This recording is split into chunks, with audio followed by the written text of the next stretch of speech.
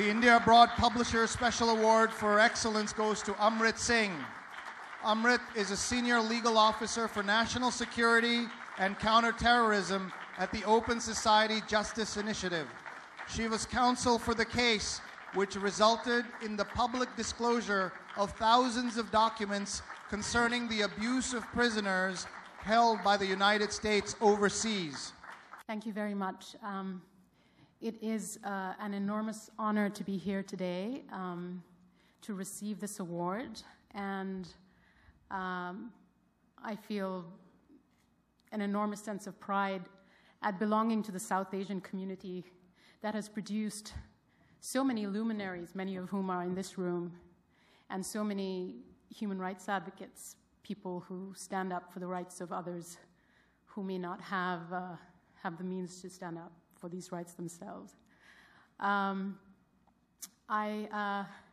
very lucky that in my line of work I've come across civil rights activists and lawyers and human rights defenders around the world who put their lives at risk every day to stand for the rights of others, to defend them, to speak up for them when they may not have the capacity to speak up for themselves. It's absolutely essential that civil society organizations be recognized, and I'm very happy to see that India Abroad is recognizing people who work in NGOs and work on civil rights and human rights issues. That's wonderful. Because civil rights organizations are critical to the survival of democracy, not only for the survival of justice, but also for the survival of democracy. And then finally, I'd just like to say that I think any lawyer knows this, and any good human rights advocate knows this as well, that ultimately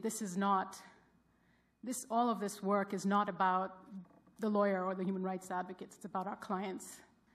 And I have had, again, the privilege of learning from many of my clients, many who've suffered an enormous amount of torture and abuse, and still had the resilience to speak up, to seek a remedy, or just have the wherewithal to just want to get on with their lives.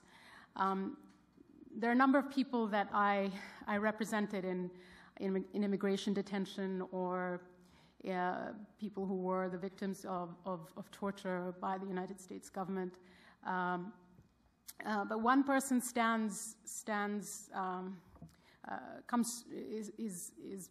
was particularly important to me. I won't mention his name to protect his privacy, but he was a man who was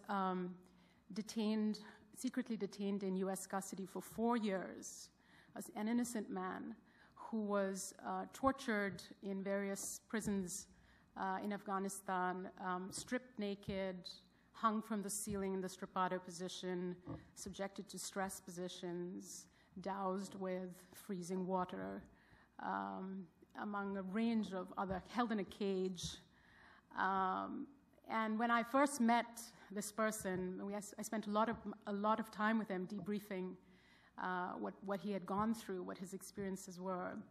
And I first met him, he came across as someone who was very warm, very friendly, very, just an incredibly nice person. And then you spent more time with him, and you realized how much pain this man was in, and how his torture had really broken him. And he was unable to sleep, he was unable to eat. If you sat down with him and tried to talk to him, he had to get up. He couldn't stay in a confined space for very long. He had to get up and abruptly leave a conversation. He had nightmares at night. He suffered from severe post-traumatic stress syndrome as a result of his torture.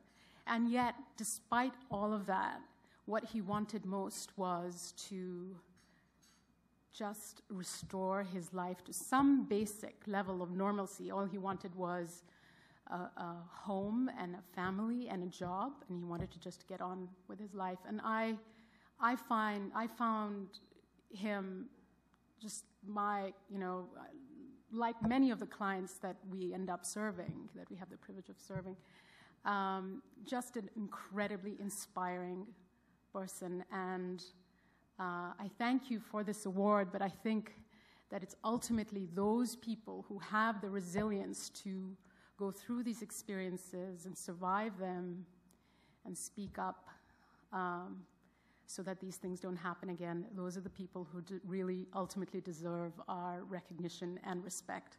Thank you very much.